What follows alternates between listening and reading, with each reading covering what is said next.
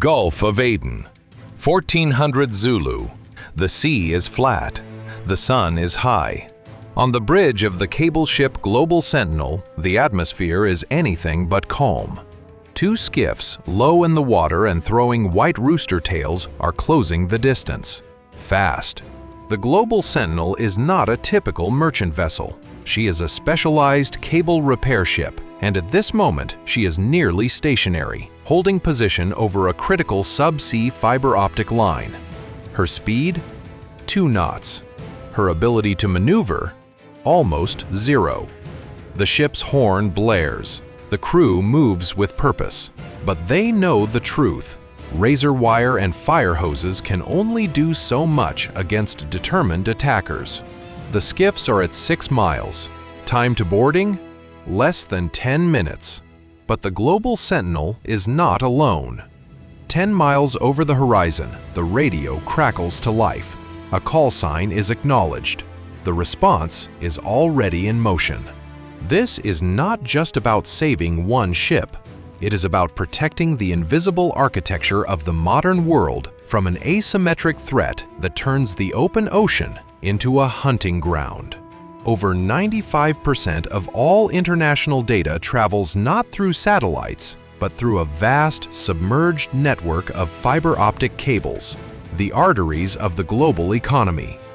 Every email, every financial transaction, every video call crosses an ocean through a cable no thicker than a garden hose. CISA identifies these submarine cable systems as critical infrastructure. Their disruption, whether by accident or malicious act, presents a direct risk to national and economic security. A single break can throttle traffic, increase latency, and in a region with limited connectivity, isolate entire nations. When a cable is severed, the world calls on a small, highly specialized fleet to perform delicate undersea surgery. These are the cable repair ships, not warships, not fast-moving container vessels. Floating workshops, equipped with advanced robotics, precision navigation, and miles of spare cable. To do their job, they must often slow to a crawl or hold a fixed position for days or even weeks at a time. It is this operational necessity, being slow, predictable, and stationary in some of the world's most dangerous waters, that makes them a uniquely tempting target. An attack on a cable ship is not just an attack on a vessel, it is an attack on the global network itself. For a pirate action group, the tactical calculus is simple. A container ship transiting a high-risk area typically travels at 18 knots or more in a designated corridor, making an intercept difficult. The cable ship is the opposite. It is often working outside established transit corridors in a location that may be publicly known due to navigational warnings issued to other mariners. Sometimes completely stopped. Deck cluttered with equipment that provides cover for any boarder. And the value proposition is immense. The crew are skilled technicians and mariners, valuable as hostages. The vessel itself is a strategic asset. A successful hijacking could not only yield a ransom, but grant an adversary control over a tool that can repair or potentially tamper with undersea data lines. This vulnerability dictates a different security posture. While a fast-moving merchant vessel's primary defense is speed and evasion, the cable ship's defense must be built around layers of protection that assume it cannot run. The ship becomes a stationary fortress. The water around it becomes a defensive perimeter that must be actively controlled. The defense of the Global Sentinel began long before the skiffs appeared on the horizon. It began with planning and preparation, guided by best management practices. BMP-5, the shipping industry's playbook for counter-piracy. Razor wire deployed. Access points limited. Doors secured. Extra lookouts posted with night vision and thermal imagers. Radar watch intensified. Operators trained to distinguish a fast-moving skiff from fishing vessels and background clutter. Central to that response is the Citadel, a pre-designated safe room inside the ship, its own communications, water, emergency supplies. If boarders reach the deck, the entire crew musters there, locking themselves inside. That denies the pirates what they actually want, hostages, and buys precious time for naval forces to intervene. When the alarm sounded on the global Sentinel, this training kicked in immediately. Non-essential personnel moved toward the Citadel. The bridge team transmitted their position, course, speed, and the nature of the attack to naval coordination centers. They were executing their plan, turning the ship into the toughest possible target while waiting for help. The naval response rarely begins when a distress call is made. In a layered defense, it begins hours earlier and hundreds of miles away. The outermost layer is the P-8A Poseidon, a derivative of the Boeing 737, but its mission is purely military, a flying command post and sensor hub, designed for long-endurance missions covering vast swaths of ocean.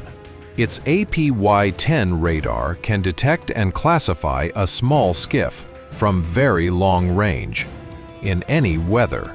Its electro-optical and infrared turret can zoom in to identify the number of people on board. Hours before the attack, a P-8A on patrol had been systematically mapping maritime traffic in the area. It identified a suspected mothership loitering in a known piracy risk zone. It then detected 2 skiffs detaching and moving at high speed. That information was relayed to Combined Task Force 151, the multinational force responsible for counter-piracy operations. The P-8A's early warning gave the naval escort a critical head start. The destroyer did not just respond to the cable ship's distress call. It was already moving to intercept, before the call was even made. The hunt had begun before the target even knew it was being stalked. The warship assigned to protect the global Sentinel is a guided missile destroyer operating as part of CTF-151, a coalition of ships from dozens of nations whose mission is explicit: deter, disrupt, and suppress piracy. In the destroyer's Combat Information Center, data from the P-8A fuses with the ship's own sensors. The picture becomes clear. 2 skiffs, confirmed hostile intent, closing on a high-value, low-mobility asset. The destroyer is over the horizon, invisible to both the pirates and the cable ship. 2 decisions are made immediately: increase speed and prepare the helicopter. The destroyer communicates with the global Sentinel, confirming help is on the way. This is critical. It reassures the merchant crew, encouraging them to stay in the Citadel and hold their procedures. The message is simple: we are here. Do not give up the ship. Escorting a slow-moving or stationary vessel presents a unique tactical challenge. Protecting a fast convoy means shadowing it, positioning the warship between the merchant ships and any potential threat. The entire formation is moving. The geometry is dynamic. Protecting a cable ship is different. The asset is a sitting duck. A close escort, placing the warship right next to the cable ship, offers immediate protection, but creates a predictable target and can interfere with delicate repair operations. The better strategy is a layered standoff defense. The destroyer establishes a protective bubble around the work area, patrolling its perimeter, using superior sensors to detect threats long before they get close. This keeps the warship mobile. It can surge from any point on that perimeter to intercept a threat from any direction without being tied to 2 knots. The goal is not a last-minute gunfight next to the cable ship. The goal is to push the threat away and defeat the attack as far from the protected asset as possible. The layers collapse inward. First, the P-8A's detection, then the destroyer's movement, then the helicopter's intervention, and finally, if necessary, the ship's boats and weapon systems. With the destroyer still miles away, the first physical sign of the naval response appears in the sky. An MH-60R Seahawk launched from the destroyer's flight deck. The Seahawk is the Navy's primary maritime operations helicopter, anti-submarine warfare, search and rescue, and, in this role, deterrence and interdiction. As it approaches the scene, the crew can see everything. The global Sentinel, nearly dead in the water. The two skiffs, still closing, now just a few miles from their target. The helicopter's first job is presence, a low, high-speed pass near the pirate skiffs. The sudden, deafening roar of a military helicopter appearing out of nowhere is a powerful psychological tool. It signals that the skiffs are no longer operating with impunity. They are being watched by a capable military force. The Seahawk can maintain a persistent orbit overhead. If equipped, it has a door-mounted machine gun and pilots trained in the precise application of warning shots, fired safely across the bow of a non-compliant vessel as a final step before disabling fire. The Seahawk's low pass and radio warnings have had an effect. One of the two skiffs breaks off, turning away from the global Sentinel, but the other continues. Its crew, perhaps more desperate, perhaps more determined, keeps coming. The next layer of the naval response arrives from the water. The destroyer's rigid-hold inflatable boats, RHIBs, launch and accelerate toward the scene. Fast, maneuverable, and crewed by a professional boarding team. Their job is to physically place themselves between the remaining skiff and the cable ship. Their approach is governed by strict rules of engagement, minimum force necessary. The goal is disruption, not destruction. A large wake thrown in the skiff's path, powerful loud hailers issuing direct commands, armed boarding team visible at close range. The pirates in the final skiff are now tactically isolated, outmaneuvered by the RHIB, watched from the air by the helicopter. With the destroyer now visible on the horizon, a gray silhouette growing larger by the minute. Their window of opportunity has slammed shut. The attack has been disrupted. Not a single shot fired at the attackers. The focus of the naval mission now shifts. Depending on operational authority, the response may transition to interdiction of the mothership, boarding suspect vessels, gathering intelligence, and confiscating equipment like weapons and ladders. The evidence gathered by the P-8A, the helicopter, and the boarding team can be critical for future operations or legal prosecution. But in this moment, the immediate victory is the safety of the global Sentinel and her crew. On the bridge of the cable ship, the tension visibly dissipates. The ship slowly prepares to resume its critical repair work. The destroyer remains on station, maintaining its protective screen until the cable ship can get back underway at a safe speed. For the sailors and aviators involved, it is a successful mission, one of many.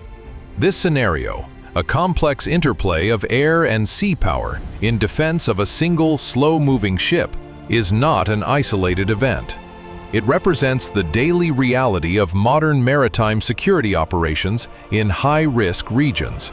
The work of Combined Task Force 151 is a persistent, low-visibility campaign, a game of presence and deterrence.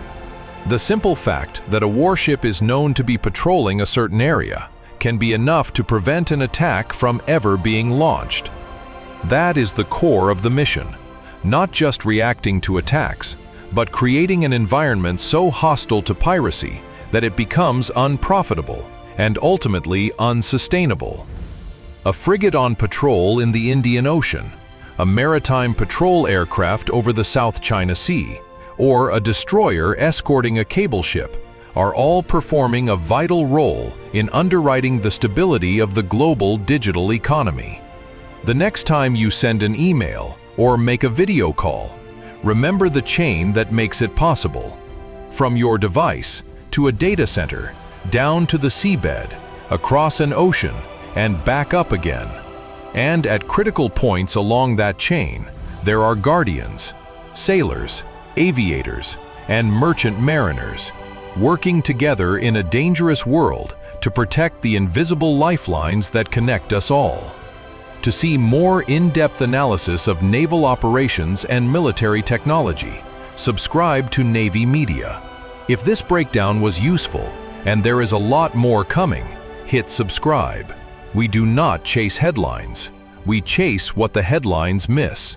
Subscribe.